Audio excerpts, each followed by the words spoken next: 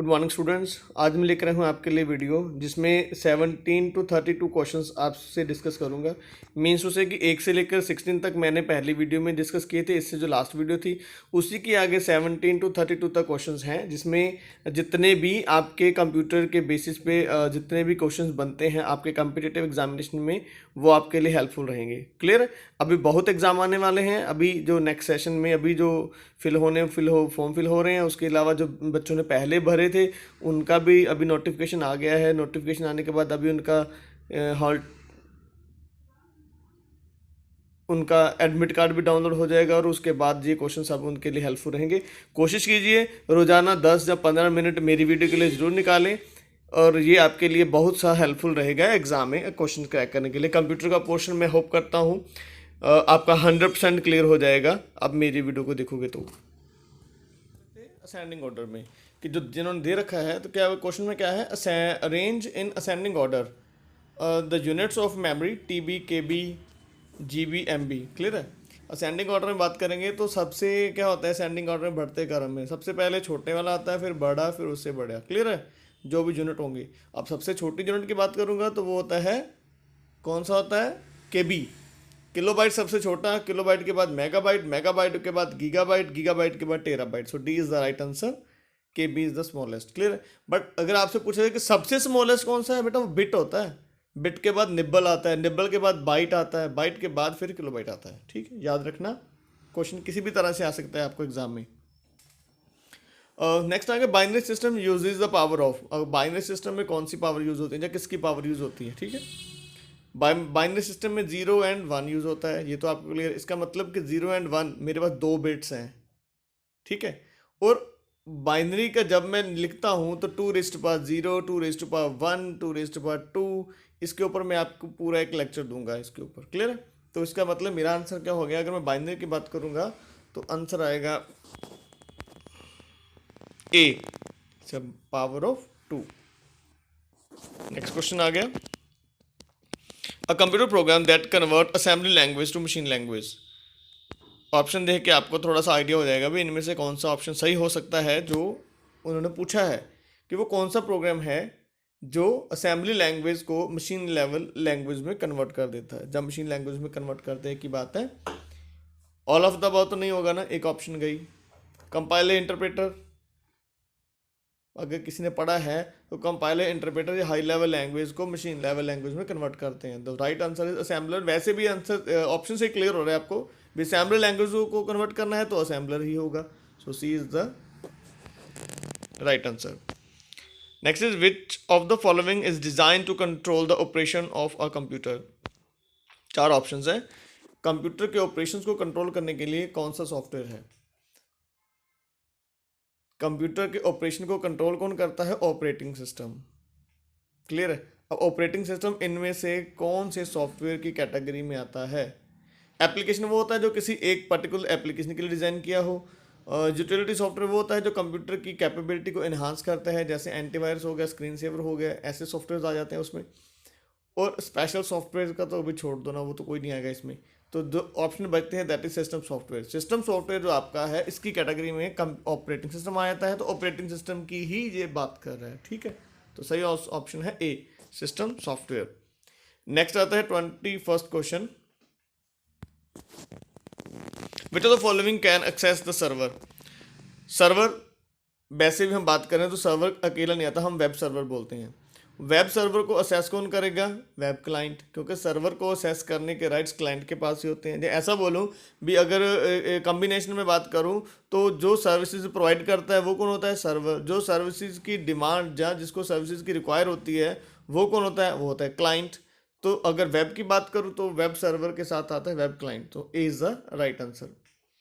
How many colour dots make up a 1 colour pixel on a screen. Screen के ऊपर अगर एक pixel की बात करूँ या एक सिंगल पिक्सल की बात करूँ तो उसको बनाने के लिए मुझे कितने कलर चाहिए।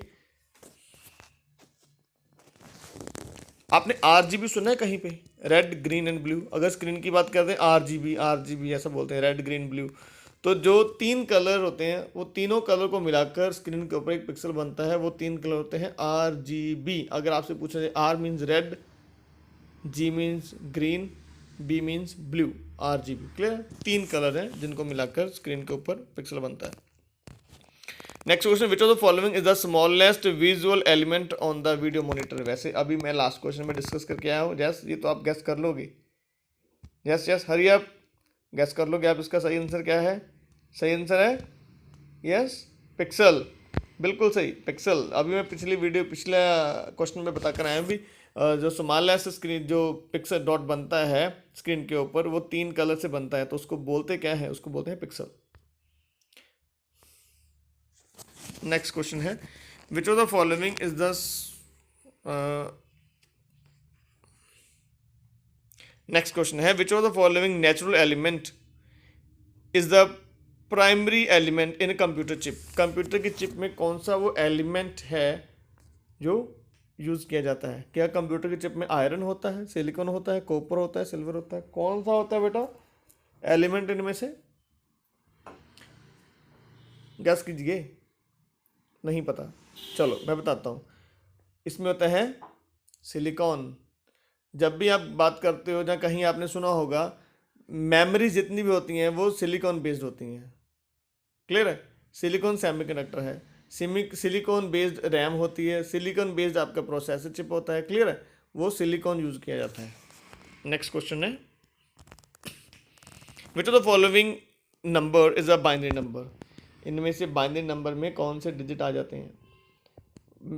ध्यान से ये वीडियो को देखा होगा तो जो पिछले से पिछला क्वेश्चन था मैंने वहाँ पे उस पर बोला था कि बाइनरी, जिसमें पावर ऑफ बोला था कि कितने बाइनरी नंबर में पावर क्या होती है, पावर थी 2। तो मैंने बताया भी था उसमें कौन से नंबर आते हैं, 0 एंड 1। याद रखना 0 एंड 1 बाइनरी में आते हैं।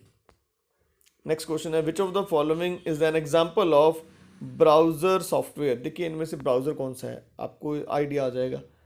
देखो वर्ड जो है वो एप्लीकेशन सॉफ्टवेयर है, नोटपैड भी एक आपके पास जो यूटिलिटी सॉफ्टवेयर की तरह आपको विंडो में प्री इंस्टॉल्ड आपके पास आता है वो टेक्स्ट फाइल बनाने के लिए।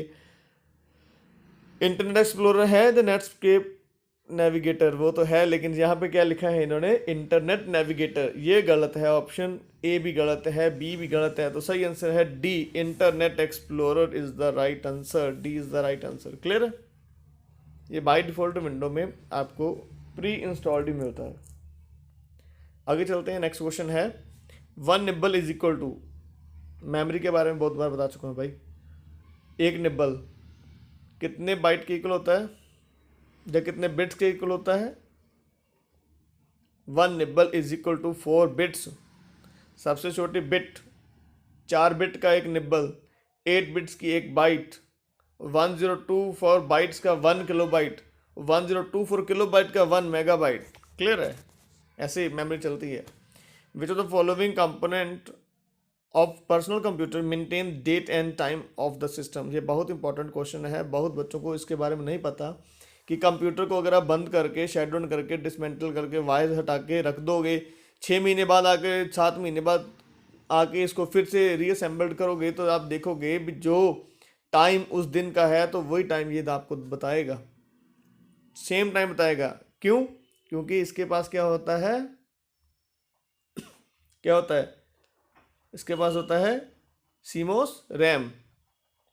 एक बटन टाइप सेल होता है जो काफ़ी रिमोट्स में पड़ता है, बटन टाइप गोल होता है, 5 रुपए के ठिप्पे की तरह होता है। वो एक्चुअल में एक सेल होता है, वो उसके साथ एक छोटी सी क्या बोल चिप लगी होती है, उसको बोलते हैं सीमोस रैम।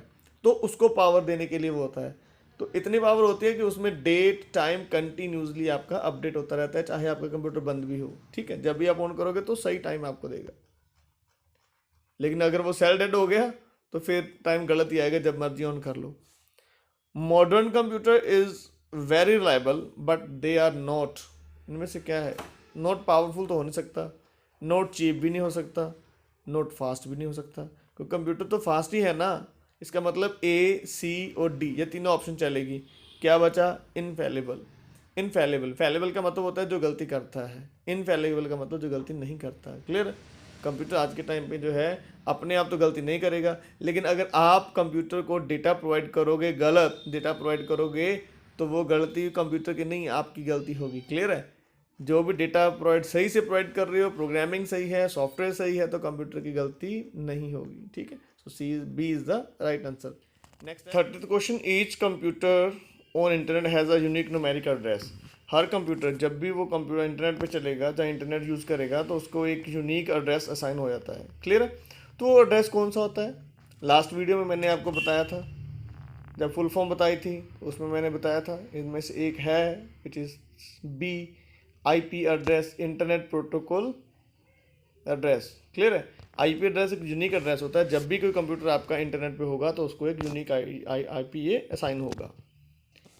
नेक्स्ट चलते हैं. नेक्स्ट क्वेश्चन है list of coded instruction is called. जो इंस्ट्रक्शन हम देते हैं तो उसका पर्टिकुलर पैटर्न फॉलो करते हैं ना. पैटर्न फॉलो करके एक सीक्वेंस ऑफ इंस्ट्रक्शन को हमने राइट करते हैं तो उसको क्या बोलते हैं? ऑप्शन देख के पता चल जाएगा कि उसको फ्लो चार्ट बोलते हैं, या उसको प्रोग्राम बोलते हैं, या उसको सॉफ्टवेयर या एल्गोरिथम बोलते हैं. क्या बोलते हैं उसको?